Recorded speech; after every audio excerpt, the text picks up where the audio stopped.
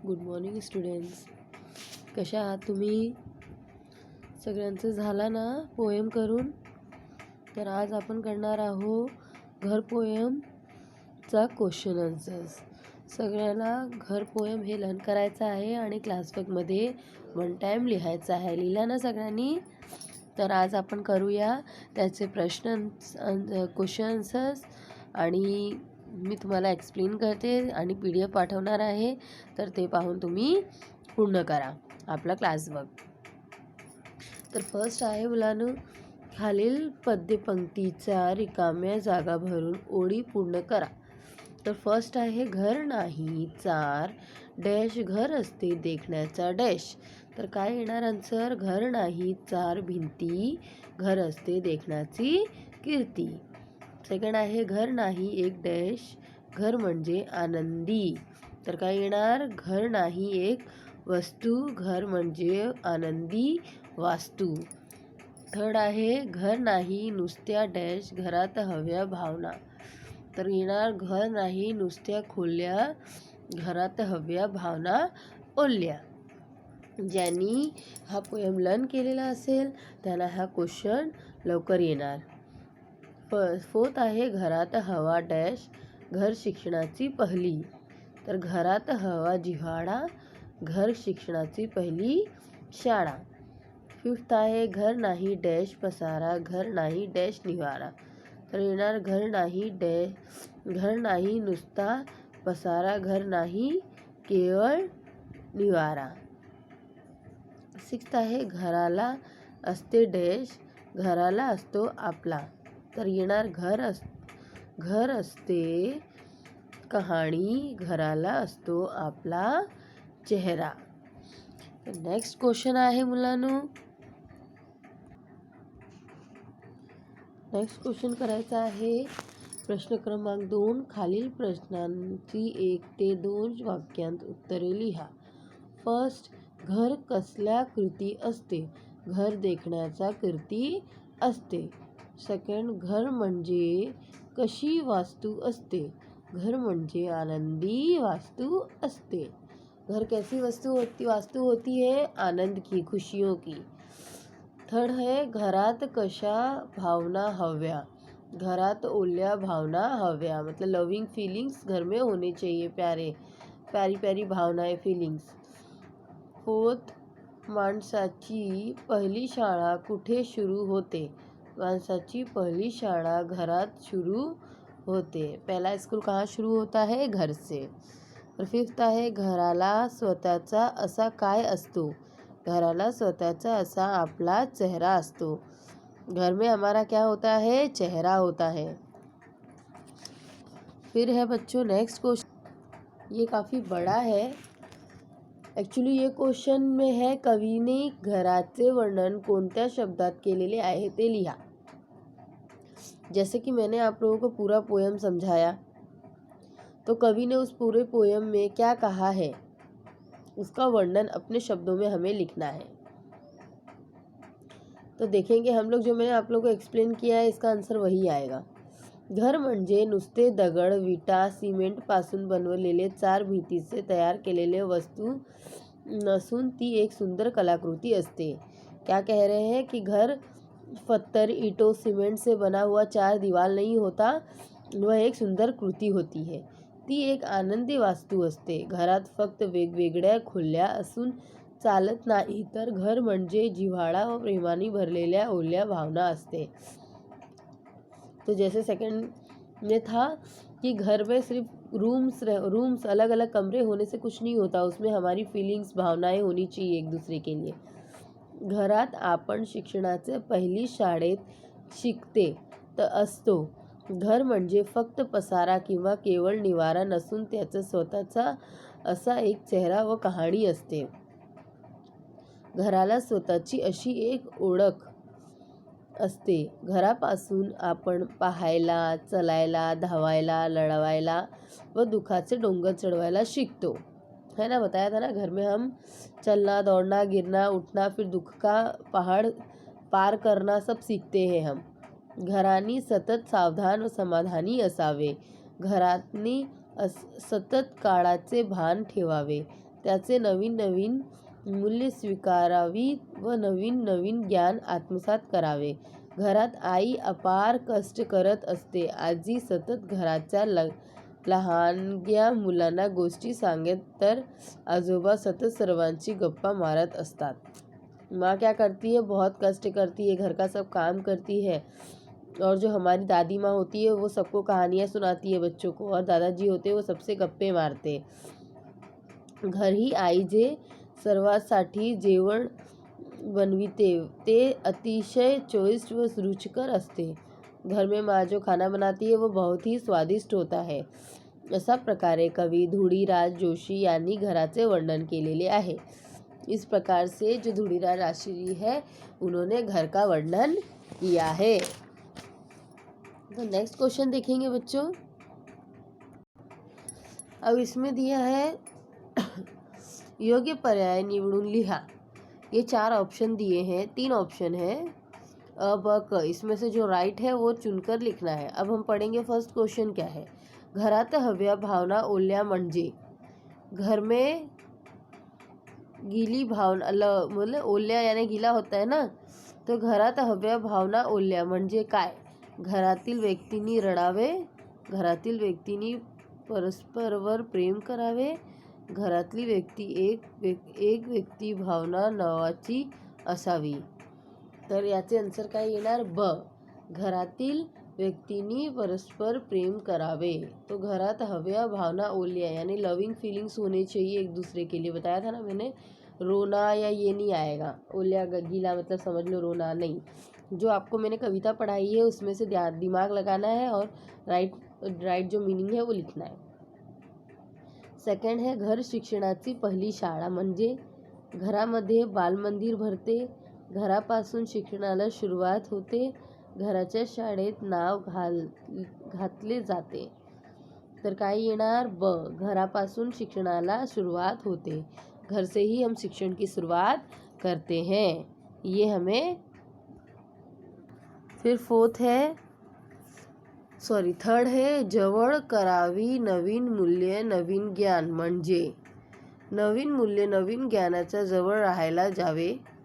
ये नहीं आएगा कि उसके पास थोड़ी हम जाते हैं, हम सीखते हैं ना.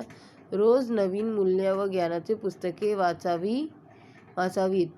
काळानुसार मूल्य व ज्ञानाचे बदल स्वीकारावे. तो इस कविता में जो ये सेंटेंस है जवळ करावी नवीन मूल्य नवीन ज्ञान, तो उसका आंसर ब ही आएगा. रोज नवीन मूल्यन व ज्ञानाची पुस्तके वाचावी.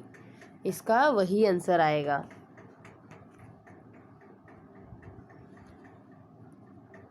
नेक्स्ट क्वेश्चन है बच्चों, आप लोगों को लाइन वाइज ही लिखना है. इसमें क्वेश्चन नंबर आगे पीछे है लेकिन आपको क्वेश्चन नंबर बराबर डालना है. तुमच्या परिसरातील घरात दिलेले नावे पहा, यादी करा. मतलब आपके जो परिसर है जहाँ आप रहते हैं उसके आसपास के लोग रहते हैं. जैसे किसी का पर्सनल बंगलो होता है तो उसने क्या नाम दिया है. कोई बिल्डिंग्स है आसपास तो क्या नाम है. तो अपने आसपास के एरियाज़ के बिल्डिंग्स के रहवासियों के परिसरों के में दिए हुए नाम उसकी सूची बनानी है. तो ज़रूरी नहीं है कि ये जो दिया है वही आपके आसपास जो बिल्डिंग्स है जो एरियाज़ है उसके नाम आप लिख सकते हैं. ठीक है. इसमें जैसे बताती हूँ मात्र छाया, गोकुल धाम, शांति निवास, कृष्ण कुंज, गीताई, ग्रीन हिवाइस, दीपांजलि, शिव सदन, राधा कृष्ण निवास, मातोश्री. ये सब जो नाम होते हैं इस टाइप के नाम जो आपके आसपास, इस टाइप के नहीं ज़रूरी नहीं है. आपको सिर्फ लिखना है आपके परिसर के आसपास कौन सी बिल्डिंग से उसके 2-4 नाम लिख दो, 5 लिख दो कम से कम, बस ख़त्म. इतना ही करना है आपको इसमें. उसके बाद में है क्वेश्चन नंबर 12 में दिया है खालील शब्द व त्यांचे अर्थ लक्षात ठेवा. अब इसमें सिर्फ आपको स्टार वाले करने हैं. स्टार वाले देखो 6 ही है. जहाँ पे स्टार बनना है 1 और 2, 8, 9, 10, 11. मैं आपको जो PDF भेजूंगी उसमें भी आपको सिर्फ यही 6 ही करना है इसमें से जो स्टार वाले हैं. खालील शब्द व त्यांचे अर्थ लक्षात ठेवा. अब चविष्ट ये शब्द है, इसका अर्थ लिखना है. चव असणारे यानी चव जो उसमें टेस्ट होता है. विशिष्ट यानी ठराविक प्रकाराचा. फिर है 8 नंबर पे भ्रमिष्ट यानी भ्रम झालेला. गप्पिष्ट म्हणजे गप्पा मारणारा. 10th गोपिष्ट म्हणजे रागवलेला यानी गुस्सा करने वाले. 11 अनिष्ट म्हणजे योग्य नसलेले. जो अच्छा नहीं होता है उसे कहते हैं अनिष्ट. नेक्स्ट क्वेश्चन है, अब देखो बच्चों इसमें क्या करना आहे, वस्तू आणि वास्तू या दोन शब्दांतील लेखनामध्ये फक्त काना दिलेले फरक पडतो, परंतु अर्थामध्ये खूप फरक आहे. त्याप्रमाणे खालील दिलेले शब्दांचे अर्थ शोधून वेळ पूर्ण करा. अभी देखो इसमें है ना, तुम लोगों को कोई शब्द दिए हैं, 2 शब्द दिए हैं, जिसमें आ की मात्रा जो होती है ना वो लग जाने से शब्द के अर्थ ही चेंज हो जाते हैं. मतलब देखो काना मतलब अर्थ, आ की मात्रा जो होती है उसे मराठी में बोलते हैं वस्तु और वास्तु. वस्तु यानी कोई चीज़ हो गई, वास्तु यानी बनी हुई एक कलाकृति. तो दोनों में आ का अंतर है सिर्फ वस्तु और वास्तु में, लेकिन देखो अर्थ कितना अलग है. तो ऐसे शब्द दिए गए हैं जिसके मात्रा के वजह से अर्थ अलग है. अब देखेंगे फर्स्ट में है कप और ये काप. कप मतलब हो गया चाय पीण्याचं साधन. कप किसे कहते हैं हम, चाय पीने के चाय पीते हैं जिसमें. फिर है काप. काप म्हणजे कळाची फोड,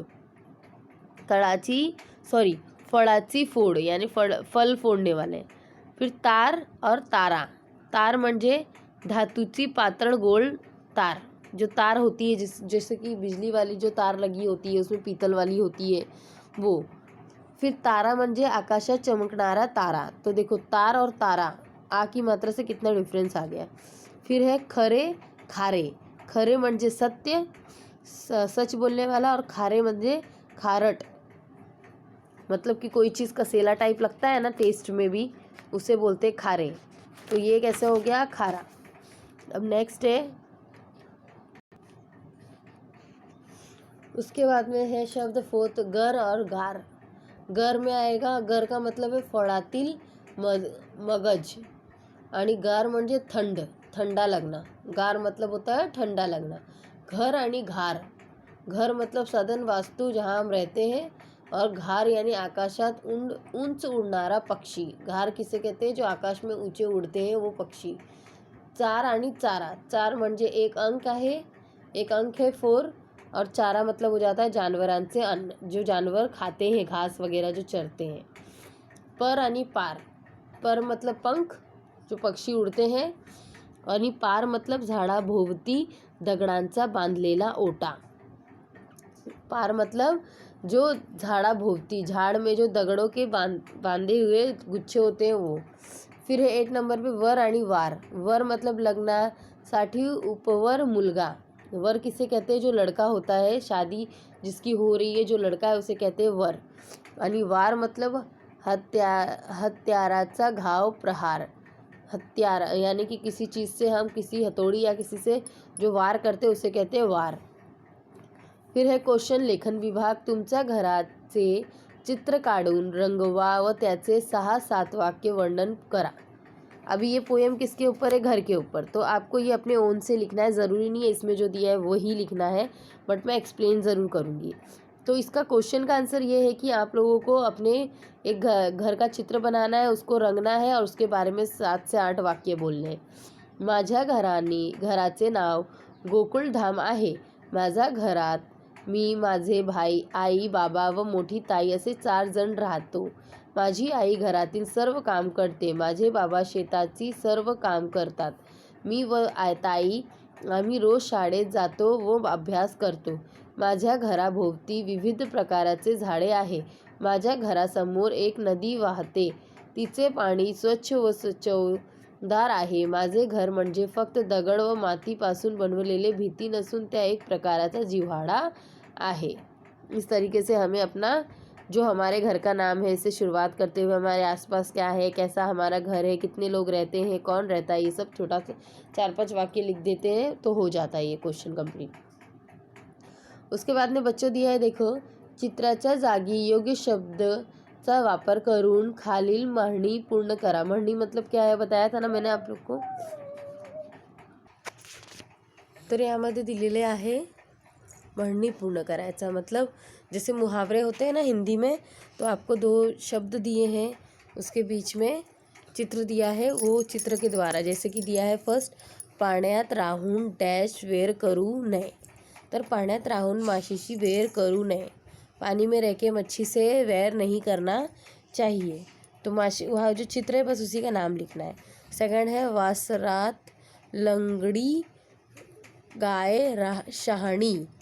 तर काय येणार? गाय. ते चित्र खाली पाहून त्याचं नाव लिहायचं आणि म्हणणी पूर्ण करायचं. वो अळला हरी गाढवाचे पाय धरी. इस प्रकार से आप लोगों को इतना सा करना है अपने क्लास वर्क में। ओके, फिर आपका ये पोएम कंप्लीट हो जाएगा, फिर हम नेक्स्ट चैप्टर करेंगे। तो आपको सबको क्लास वर्क कंप्लीट करना है। Okay students, understood everyone? So bye and take